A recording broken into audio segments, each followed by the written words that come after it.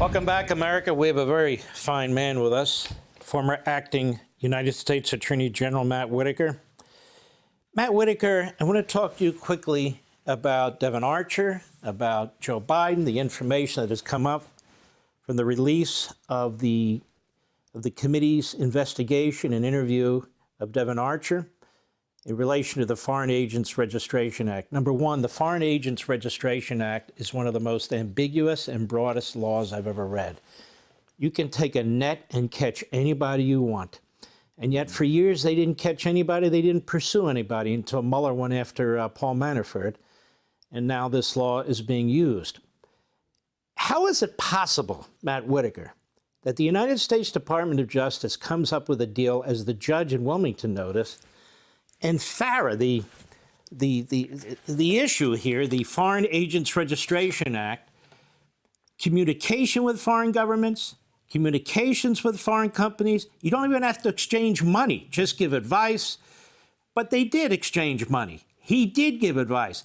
How is it possible that Hunter Biden hasn't been charged with violating FARA the way they charged Manafort and the way they're charging other people, unless this is a complete sweetheart cover-up operation?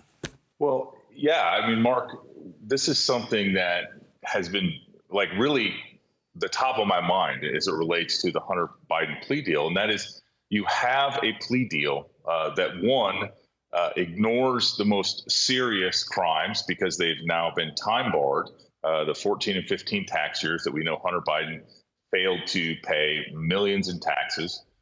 We know now that he was getting a blanket future immunity from future prosecutions. But at the same time, and this is what I think is the most interesting piece of this and the most disgusting at the same time, and that is that they said and continue to say that it was part of an ongoing investigation.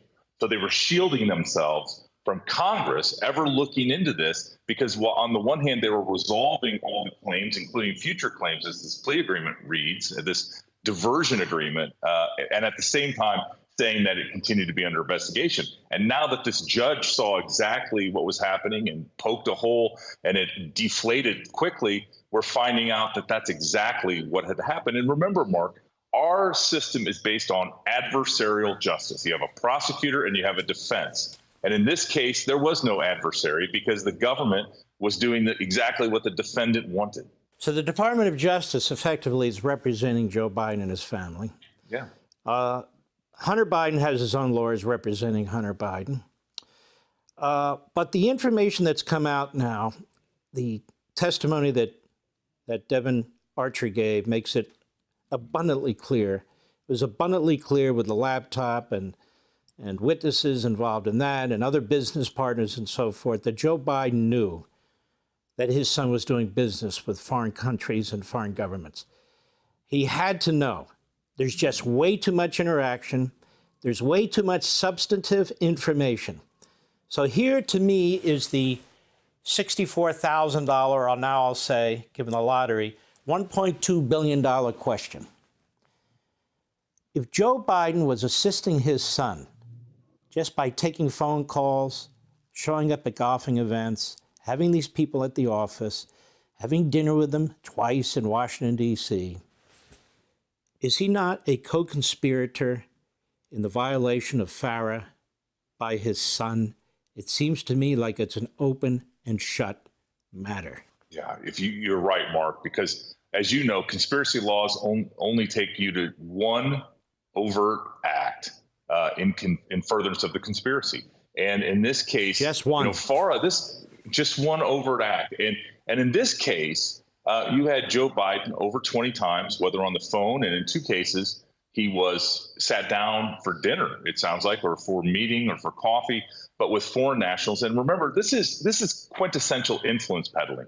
Devon Archer and Hunter Biden and their crew had no experience in anything except their relationship to Joe Biden, who was the vice president. And, we're learning more and more is coming out. But, I would continue to point that the Democrats clearly were trying to sweep this under the rug in the first impeachment because Donald Trump was asking exactly what was happening in the Ukraine. and is exactly what Joe Biden brags about, firing the prosecutor who was investigating Burisma. This, to me, this is a prima facie case, Mark, and we're going to learn more and more as the days go by. And thank God that Congress is investigating this and getting to the bottom of it. But it's becoming clearer and clearer to me, to your point, that Joe Biden knew exactly what Hunter was doing, and quite frankly, appears to had been willing to do some work on his behalf. They impeached Donald Trump that first time around to shut that investigation down, to keep that information quiet. It's now abundantly clear to me that's why they did what they did. But that said, and I want to continue after the break, the issue is Joe Biden. Joe Biden, 20 shell corporations, laundering money to get it to various members of his family. The phone calls, not one or two, and this is just with Devin Archer. God knows what other phone calls that they were involved in. He's had the 20 with Archer, but there could be 500 of them for all we know. The various meetings that Archer refers to and others refer to, Bobolinsky refers to. This is overwhelming information that indicts Joe Biden. So for the left that says Donald Trump is running in order to protect himself so he can pardon himself, let me suggest this. Joe Biden is running because he doesn't want to be indicted. A sitting president cannot be indicted. An ex-president can. Hey, Sean Hannity here. Hey, click here to subscribe to Fox News YouTube page and catch our hottest interviews and most compelling analysis. You will not get it anywhere else.